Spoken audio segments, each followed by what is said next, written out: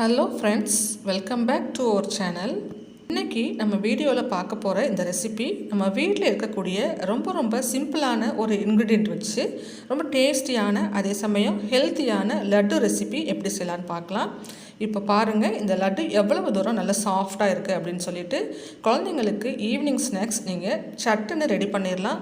ரொம்ப ஹெல்த்தியான ரொம்ப டேஸ்டியான அதே சமயம் வீட்டில் இருக்கக்கூடிய சாதாரணமான ஒரு அரிசி தான் நம்ம வச்சு இன்றைக்கி இந்த லட்டு செய்ய போகிறோம்.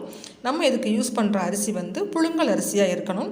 நான் இன்றைக்கி இந்த கப்பில் 3/4 கப் அளவுக்கு சாப்பாட்டு புழுங்கல் அரிசி எடுத்திருக்கேன். நீங்கள் நம்ம இட்லிக்கு யூஸ் பண்ணுவோம் இல்லையா, அந்த இட்லி அரிசி கூட எடுத்துக்கலாம்.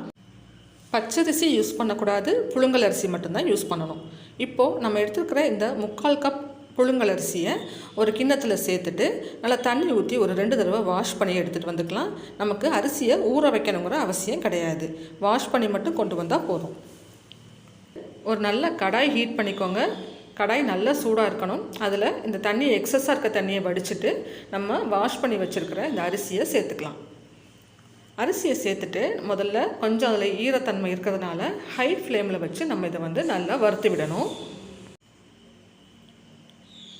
ஹை ஃப்ளேமில் வச்சு வறுக்கும் போது உங்களுக்கு அந்த தண்ணியெல்லாம் சீக்கிரமே ஆவியாகிடும். அதுக்கப்புறமா அரிசி வந்து நல்லா பொரிஞ்சு வர ஆரம்பிக்கும். ஸ்டவ்வை வந்து மீடியம்லேயும் ஹை ஃப்ளேம்லேயும் மாற்றி வச்சு நம்ம அரிசியை வறுத்துக்கணும்.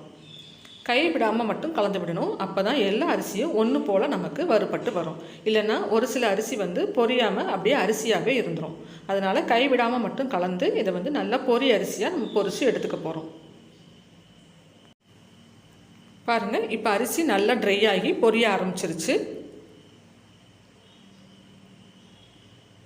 கை விடாமல் மட்டும் கொஞ்சம் கலந்து விடுங்க. இப்போ அரிசி பொரியிற சத்தம் உங்களுக்கு கேட்கும்னு நினைக்கிறேன்.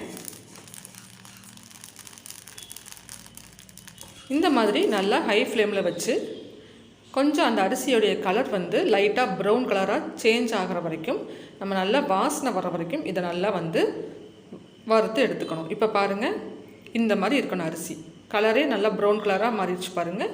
இந்த மாதிரி வறுத்துட்டு இதை வந்து நல்லா ரூம் டெம்பரேச்சருக்கு ஆற வச்சுக்கலாம். நம்ம 3/4 கப் அரிசி எடுத்திருந்தோம் இல்லையா, அதே கப்பில் 3/4 கப் வெல்லம் பொடி பண்ணி எடுத்துக்கோங்க. அதுக்கு 1/2 கப் அளவுக்கு தண்ணி சேர்த்துக்கோங்க.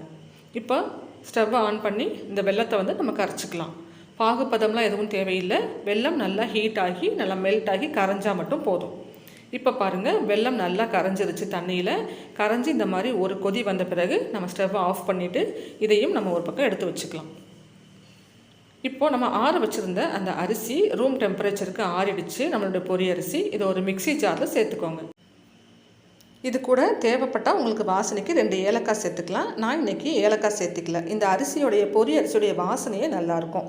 இப்போ இதை நல்லா டைட்டாக க்ளோஸ் பண்ணிவிட்டு நல்லா வந்து நைஸாக பவுட்ரு பண்ணிக்கோங்க. பாருங்கள், இந்த மாதிரி நல்லா நைஸ் பவுடராக அரைச்சி எடுத்துகிட்டு வந்துட்டு இதை ஒரு பிளேட்டில் வந்து நம்ம மாற்றிக்கலாம். இப்போது அரிசி அரைச்ச அந்த பொரி இருக்கு இல்லையா, இது கூட நிலக்கடலை, நல்லா வறுத்த நிலக்கடலை ஒரு 4 டேபிள் ஸ்பூன் அளவுக்கு எடுத்துகிட்டு அதை மிக்சியில் 1-2 பொடி பண்ணிவிட்டு குறப்பாக பொடி பண்ணிவிட்டு அதையும் சேர்த்துக்கலாம்.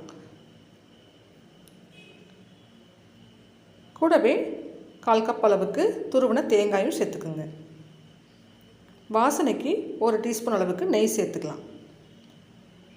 இப்போ இதில் நம்ம கரைச்சி வச்சுருக்கோம் இல்லையா வெல்லம், அந்த தண்ணியை எல்லாத்தையுமே சேர்த்துருங்க.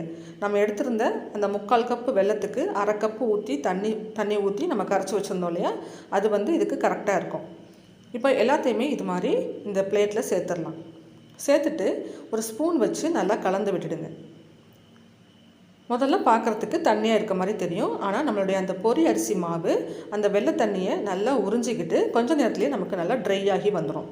இப்போ பார்க்குறதுக்கு கொஞ்சம் பிசுப்பாக கொஞ்சம் லிக்விடாக இருக்க மாதிரி தெரியும்.